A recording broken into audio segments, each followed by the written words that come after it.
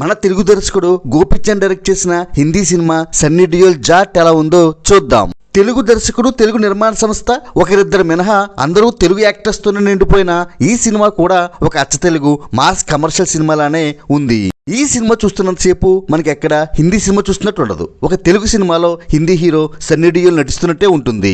మొదటిసారి Hindi cinema direct చేస్తున్న గోపీచంద్ తెలివిగా ఈ సినిమా కథా నేపథ్యాన్ని ఆంధ్రప్రదేశ్ గా తీసుకున్నాడు. అందుకే సినిమా అంతా జూనియర్ ఆర్టిస్టులతో సహా తెలుగు నటులతో నింపేశాడు. చివరికి కొన్ని పాత్రల హిందీ డైలాగ్స్ కూడా తెలుగు యాసలోనే మనకి వినిపిస్తాయి.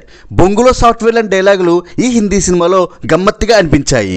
ఇలా అంతా తెలుగుతో నిండిపోయిన ఈ సినిమా మనకి చూస్తున్నంతసేపు ఎక్కడ బోర్ కొట్టదు. సన్నీ డియోల్ ని గోపీచంద్ ఒక బాలయ్యలాగా, చెప్పాలంటే నార్త్ బాలయ్యలా చూపించాడు.